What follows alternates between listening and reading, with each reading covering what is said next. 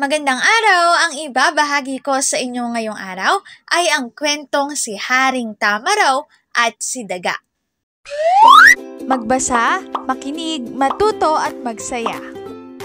Ako si Binibining Menya. Handa na ba kayo?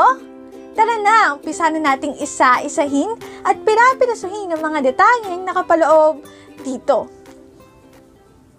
Maaari kong ibigay ang soft copy ng video na ito, mag-email ka lamang o kaya naman ay mag-message sa aking Facebook page. Ilalagay ko ang aking email sa gitnang bahagi ng video at ang Facebook page naman ay sa huling bahagi matatagpuan. Maraming salamat sa panonood!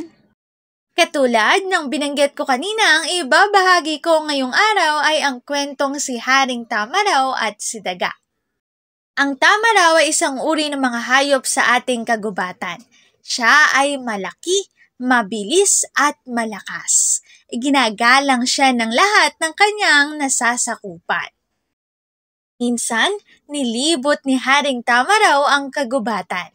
Dumating siyang pagod na pagod. Kaagad siyang nakatulog sa ilalim ng punong nara. Dumating si Daga. Tuwang-tuwa siyang naglalaro sa may puno ng nara. Sinaway siya ng mga ibon na nakadapo sa mga sanga ng puno. Ipinaalam nilang natutulog si Haring Tamaraw. Dali-daling tumakbo paalis si Daga. Hindi sinasadyang natapakan ni Daga ang paa ni Haring Tamaraw. Kumilo si Haring Tamaraw at ang paa ni Daga. Umirit si Daga.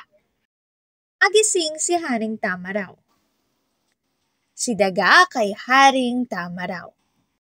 Nangakong hindi na siya uulit at sinabi pang baka siya'y makatulong kay Haring Tamaraw pagdating ng panahon. At pinatawad ni Haring Tamaraw si Daga. Nagpasalamat naman si Daga. Isang araw, naghahanap si Haring Tamaraw sa kagubatan. Sa kanyang paglalakad ay niya ang isang malalaking hayop sa kagubatan. Sa hawla si Haring Tamaraw. Nang magawang tulong ang mga hayop, nagkagulo sila at hindi malaman kung ano ang gagawin sa kanilang hari. Walang ano-ano'y dumating si Daga na galing sa paghahanap ng kaagad niya mga tali at si Haring Tamaraw sa pagkakaligtas ni Daga sa kanya. Nagpasalamat si Haring Tamaraw kay Daga.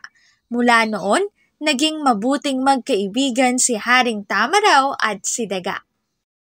Narito ang aking sanggunian sa mga impormasyong nakatala sa bawat slides. Kung interesado kayo na magbasa pa, maaari niyong bisitahin ang website na ito. Si Haring Tamaraw at si Daga. Dito na nagtatapos ang aking pagbabahagi. Sana ay marami kayong natutuhan. Muli, magbasa, makinig, matuto at magsaya. Ako si Binibining Menya. Paalam!